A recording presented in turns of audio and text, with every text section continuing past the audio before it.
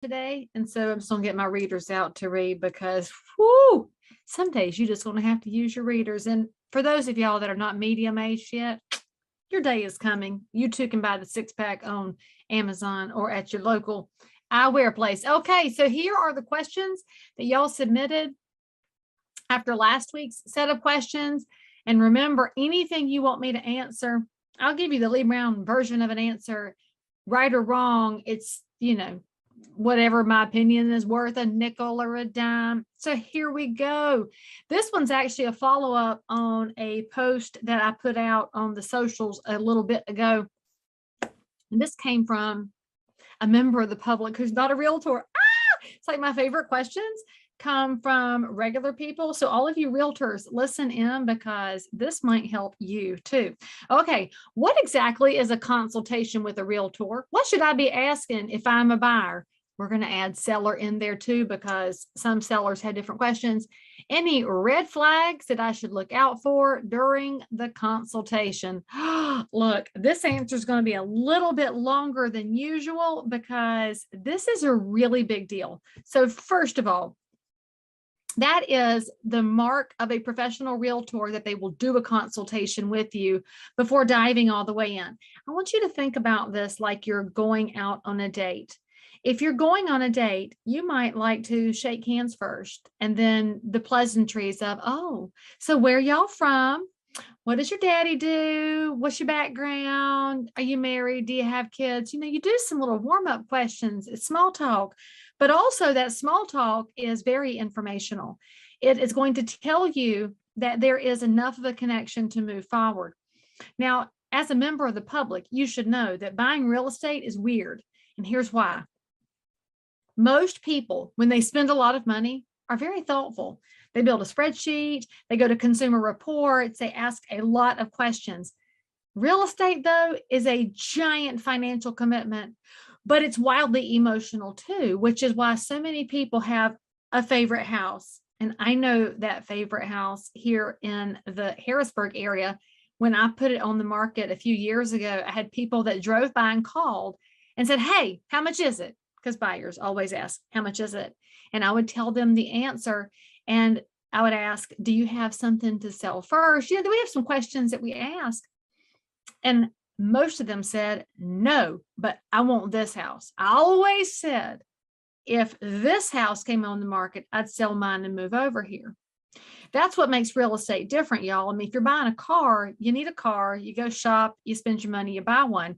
With houses, sometimes you buy it because you need it in a relocation or it's something that's really timely, but sometimes it's a purely emotional decision. And because houses can be like that, it's easy to make selecting your realtor very emotional. I do want you to like your realtor. That's what that small talk is for during the buyer consultation. Make sure you can connect, that you're listening to one another, that you're asking appropriate questions, and that nobody's moving too fast, too quickly. All right. So that's the first thing you do is you start to establish through small talk some connectivity. The next thing I want you to get from that consultation is some information. Any realtor who's worth their salt is now going to explain to you how agency works, whether they'll be working for you as a buyer agent, or if you are selling your house, if you're going to have a listing agent, they're going to explain to you what their responsibilities are there too. The realtor is also going to explain to you what dual agency is. That's one agent working for both sides. There's designated dual agency in some states, including North Carolina. That's where the buyer's agent and the listing agent work in the same firm, but the law treats them as though they are two separate firms because each realtor is a 1099 running a different kind of business. And then if you're in states like South Carolina and Florida, there is transaction agency, which means the agent would be representing the transaction. If that all sounds really boring and wah, wah, wah, you should know it's super important because that relationship is what establishes whose responsibilities are due to whom in a fiduciary sense, AKA who holds the legal liability. So that agent's going to explain that to you right away. Now, in North Carolina and South Carolina, there's even a form that you are supposed to receive as a member of the consumer public that you can initial that says, this is not a contract, but you got this information. I find it to be very important that we go over the state laws and explain all this stuff right away. Now, after you've talked about that relationship piece and planted that seed, a red flag would be an agent who says, hold this ink pen, sign real hard, triplicate. We don't have triplicate anymore, but that proves my age. I remember sign hard 3 copies, one for the office, one for the agent, one for the client. Some of y'all remember that too. Any agent who pressures you to sign it and says you must sign this, be very wary of them. However, I will say this, if that buyer wants me to take them inside someone else's home, I will have them sign it, because at least for that house, I need to make sure that our relationship is intact. So the time frame on that agreement can be wildly different. It could be an hour, 24 hours, 6 months, 5 years. That should be a conversation you're having with that realtor. That realtor should also be talking to you about how compensation works. How are they going to get paid? Is the buyer going to pay them? Are they going to be paid through the cooperation system of MLS? And frankly, buyers, it's a giant red flag if the agent does not talk to you about how compensation works, because you have the right to know how the money's going to flow. And look, I just made a little rhyme. Now, I want you to also know that during that consultation period, the agent should give you a sample offer to purchase. Be wary if they call it a contract, because it is not a contract until everyone has agreed and signed. Are you with me? I will also admit that's one of my pet peeves as a realtor, when somebody says they're bringing me a contract. Ma'am, you're bringing me an offer to purchase and contract. It is an offer until it is agreed. So hopefully the realtor knows some of these basic vocabulary things, and they're going through it with you so that you, as a member of the public, will know exactly what you're walking into. On that sample offer to purchase, the realtor should be going over with you how deposits work, how dates and timeframes work, how personal property works. Those are all the basic things that are involved in getting started. A lot of the intricacies will come later, and our contracts are obviously more than one page now because of misunderstandings and shenanigans, frankly. But that's where the realtor is going to come in handy, but you've got to start somewhere. After they've gone through those things with you, they should talk to you about communication. They should talk to you about availability, about expectations of the market. Now, be aware, if you had a consult with your realtor 6 months ago, you might want to do a new consult, because our market right now is changing all the time. And by all the time, I mean from the time the market's open in the morning until the close in the afternoon, things can be wildly different. Every time the Federal Reserve starts talking, people start listening in a whole different way as we manage our way through inflationary issues and interest rate changes. None of that means you shouldn't buy a house. It just all means you should be asking great questions, and so should your realtor. Now, when you're selling your house, that consultation looks a little different. The realtor is going to want to have a look at the house and see what it is that you've got going on, how they can help represent you to the best of their abilities. In that consultation, you should be going over the market data. So what's happening in the 30,000 foot view? What is the big picture of the market? That realtor should be going over with you some market specific information, as in, where does your competition sit? How many houses are you up against? Where are they located? That realtor should be going over with you under contracts, also known as pendings, in escrow, lots of names for those. And the main reason we love those under contract properties, they indicate to us what buyers are saying yes to right now. So they're the quickest indicator of what's happening in the market. And they should be giving you a snapshot of what has sold. That's our historic indicators. And they should also be able to tell you why they picked the ones they picked. And I say why because, for example, I'm here in Concord, North Carolina. If I were to go across the street, I'm on Cabarrus Avenue. If I go across Union Street, Spring Street's over there. Spring Street has two different personalities. One side is very fixed up Victorian era homes. The other side has some smaller, younger homes. They're wildly different. If a realtor just pulls up Spring Street and they don't know the difference in the two areas, it could change the situation with the numbers and allow the house to either be overpriced or underpriced. So as a home seller, ask your agent why they selected the comparable properties that they selected. You also want to ask your realtor this, whether you are a buyer or a seller. This is very important. Ask your realtor if they're involved in the bigger picture of professional real estate. And by that, I mean, are they paying attention to political issues? And before you go into the comments and get mad at me, I'm not talking R's and D's. political issues. I mean, road widening. I mean, zoning. I mean, building permits, density, what's happening with affordability and workforce housing, what's happening with water and sewer, what is happening with school zones. All of those different things are possibly going to affect your property value. Now, a realtor doesn't have to know everything about them, but they should be at least moderately up to speed as to what's happening in the area, because that can really impact the value of your property. The example I can give you on that is that here in the Charlotte area, our outer belt loop is 485. Before 485 went in, there were just a bunch of intact neighborhoods.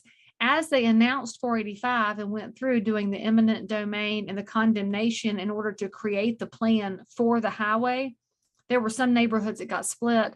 Some houses got backed up to the interstate. And here's what I want you to know. As that negotiating was going on, that happened years before the road got built. And so a savvy realtor was paying attention to the future 485, to the proposed loop, because a house that didn't look like it backed up to anything today, but in 2 years was going to back up to an 8-lane highway, that's really going to impact not just the price, but the quality of life for the buyers as far as noise goes and as far as privacy and wildlife and everything else. I know that's a lot of information, but when you're selling your house, it's a big deal. Your realtor should want to maximize your value while telling you the truth. When you're buying a house, it's a big deal. Your realtor should want to maximize your value while telling you the truth. I hope that helps a little bit. And frankly, I could talk about this for days, but that's your starting place. And for the record, if you are not in the Charlotte market and you need to find a realtor who can fulfill those requirements somewhere else, call me, because I got a whole network full of people. I can connect you to some super amazing people. And by the way, that first part, that emotional piece, my people are likable too. Hey, all right. Now, Leigh Brown, do you still celebrate when a property closes?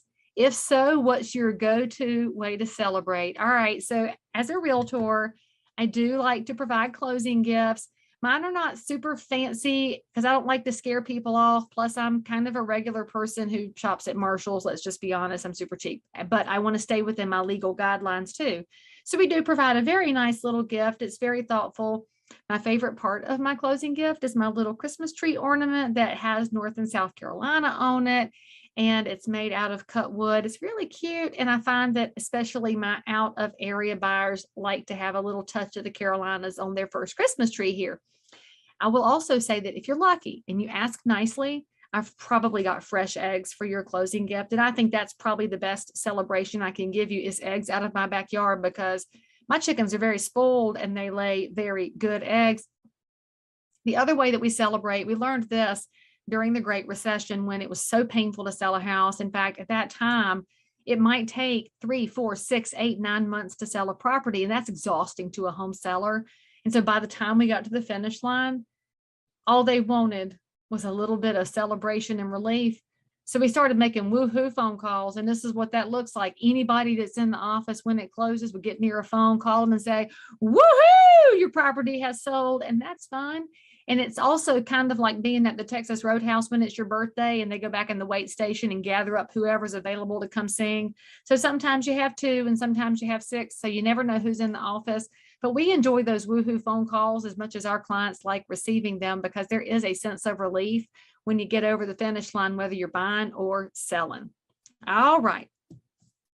Third question. In your opinion, well, that's why you're here for Q&A, friends. What soft skills take a realtor from good to great? All right, first of all, let's talk hard skills and soft skills. Hard skills are things like the detailed work of knowing the offer to purchase and contract, how to calculate dollars, the real things that you do, so tangible items. Soft skills are your relationship skills, your ability to ask questions and answer them appropriately, to read body language, to appropriately lean in with emotion when necessary, to connect. I mean, frankly, that's one of the top skills of any good realtor, is that ability to connect with somebody else in a way that's genuine. Now, let's just be clear here. Soft skills don't include being a fakey fake person. It means you're actually trying your best to pay attention. And if you're having your worst day, you admit that too. So the soft skills that make a realtor great revolve around That adage that your grandma knew and my grandma knew. The good Lord gave you 2 ears and 1 mouth for a reason, so you could listen twice as much as you talk. That's an amazing soft skill. And I find that it's a little undervalued in the world today, but it's wildly instrumental to your success. Our social media world has told us that we're number one. It has fed our tendency to be a little narcissistic, a lot narcissistic. We love the sound of our own voice. We love our own answers to everything. We love our personal connection. The soft skill that makes a great realtor is the ability to push down that narcissistic tendency and find out about the person across from you, to hear about what's happening in their life. Their mom passed, that you show a little empathy and sympathy and ask them their favorite thing about their mom. That maybe you talk to them about the sibling relationships as you deal with that estate sale. Tell me who I'll be encountering here and what are the best ways I can help them. That is very wildly important. It's so undervalued right now because so often as a realtor, you have been trained to go in and say, I'm great, I'm number one, I got this, I hear you, I can sell it. Well, the public wants you to sell it and they want that confidence. No question about it. You have to be confident in your abilities, but they also want to be heard because each property is wildly unique. And so when you have a great set of soft skills, you're able to personalize the answer to the person for whom you're trying to work. That's important. And if you're not in a space where you can be genuine and you can't listen, maybe it's not a good fit. That's one of the perks of real estate being at record numbers of realtors out there. We have almost 1.6 million realtor members, not counting the licensees who just aren't part of the trade association and have not decided to be bound by the code of ethics. And so when you have that many realtors in the market, it means the public has a great breadth of choices. And if you're not the right fit, connect them to somebody who is. There's nothing wrong with saying, I just don't know that we're a good fit, because that relationship has to work for the transaction to be smooth for everybody. And so one of those soft skills is that discernment that says, I really like you, I'd love to help you, but I'm not the right realtor for you. However, volunteering in the association has allowed me to create some great relationships. In fact, right now, truly, I have a text message from 2 of my favorite Charlotte realtors. We're having a chat about something. I would gladly send any buyer or seller to them because they're amazing professionals. They are great realtors, and I'm better for knowing them. And so when you know other great people, part of the soft skill is saying, may I connect you to somebody great? That being said, that was your 3 questions, but I went a little deep on the first one. I hope that was helpful for this week. And if you have more questions about that, please let me know. And remember that for live Q&A, you don't just have to be a realtor or a mortgage lender to submit your question. You could be anybody who wants to ask Leigh Brown a question. In the meantime, go do something nice for somebody, and I'll see you back here on Thursday afternoon.